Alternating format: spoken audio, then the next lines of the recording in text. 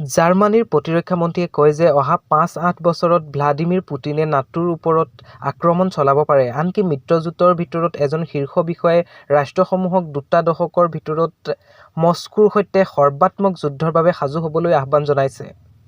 নাটো ৰাষ্ট্ৰৰ প্ৰতি ৰাছিয়াৰ ৰাষ্ট্ৰপতিৰ বাক্যবান ক্ৰমান্বয়ে শত্ৰুতাপূৰ্ণ হৈ পৰাৰ লগে লগে যিকোনো সময়তে সংঘাত আহিব পাৰে।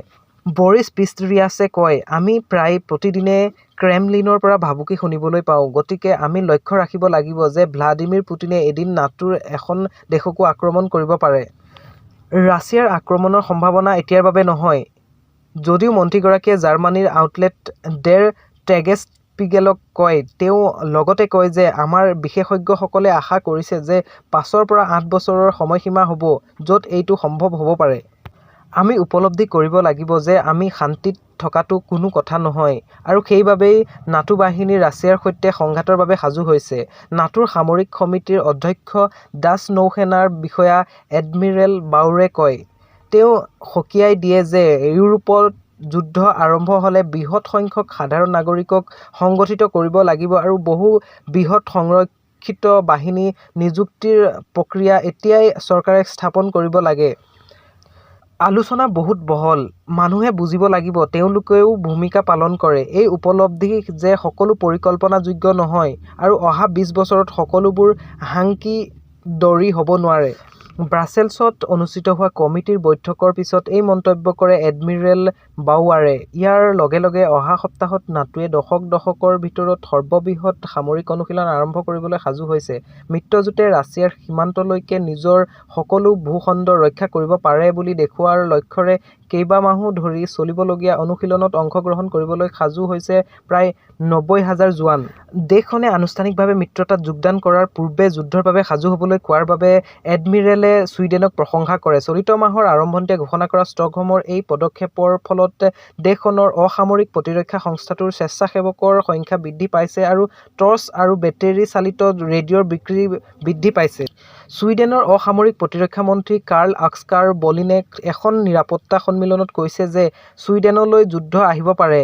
ইয়াৰ পিছত মুখ্য সেনাধ্যক্ষ মাইকেল বাইডেনে একেটা সমাৱেশক সকীয়াই দিছে যে ইউক্ৰেইনৰ বিৰুদ্ধে ৰাছিয়াৰ যুদ্ধ কেৱল এটা যুঁজহে, শেষৰ খেল নহয়। তেওঁ লগতে কয়, আমি উপলব্ধি কৰিব লাগিব যে পৰিস্থিতি প্ৰকৃততে কিমান গুৰুতৰ আৰু সকলোৱে ব্যক্তিগতভাৱে নিজকে মানসিকভাৱে প্ৰস্তুত কৰাটো প্ৰয়োজন। বিৰোধী ৰাজনীতিবিদসকলে চৰকাৰে ৰাজনৈতিক লাভালাভৰ বাবে যুদ্ধৰ ভাবুকিক খেলা-ধূলা কৰিব বিচৰাৰ অভিযোগ উত্থাপন কৰে। ডেৰ টেগেছপিগেলৰ সৈতে হোৱা সাক্ষাৎকাৰত মিষ্টাৰ পিষ্টৰিয়াছে কয় যে ছুইডেনৰ সতৰ্কবাণীসমূহ স্কেন্ডিনেভিয়াৰ দৃষ্টিকোণৰ পৰা বুজিব পৰা যায়। লগতে কয় যে ছুইডেনে ৰাছিয়াৰ কিমান ওচৰত থকাৰ প্ৰতি লক্ষ্য ৰাখি আৰু অধিক গুৰুতৰ পৰিস্থিতিৰ সন্মুখীন হৈছে। ষ্টকহোমে নাটোত যোগদানৰ বাবে আবেদন জনাইছে যদিও যোগদানৰ বাবে তুৰস্ক আৰু হাংগেৰীৰ অনুমোদনৰ বাবে অপেক্ষা কৰি আছে। যোৱা বছৰ ফিনলেণ্ডক অনুমোদন দিয়া হৈছিল। আমিও পুনৰ বিপদৰ সৈতে জীয়াই থাকিবলৈ শিকিব লাগিব আৰু নিজকে প্ৰস্তুত কৰিব লাগিব, সামৰিক, সামাজিক আৰু নাগৰিক প্ৰতিৰক্ষাৰ ক্ষেত্ৰত মিষ্টাৰ পিষ্টৰিয়াছে সকীয়াই দিয়ে।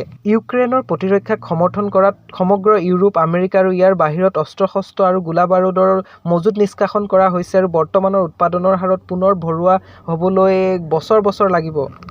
এডমিৰেল বাউৰে কয় যে আমি সমগ্ৰ প্ৰণালীতে অধিক সাজু হোৱাটো প্ৰয়োজন। যুদ্ধৰ কথা আহিলে অধিক মানুহ বিচাৰিবলৈ এটা ব্যৱস্থা থাকিব লাগিব। যুদ্ধ হওক বা নহওক, তাৰ পিছত আপুনি মবিলাইজেশ্যন, ৰিজাৰ্ভিষ্ট বা কনস্ক্ৰিপশ্যনৰ কথা কয়। আপুনি এনে এটা ঔদ্যোগিক ভিত্তিত পিছুৱাই যাব পৰাটো প্ৰয়োজন যিয়ে অস্ত্ৰ-শস্ত্ৰ আৰু গোলা-বাৰুদ উৎপাদন কৰিবলৈ সক্ষম হ'ব, যাতে আপুনি যদি তাত থাকে তেন্তে সংঘাত অব্যাহত ৰাখিব পাৰিব।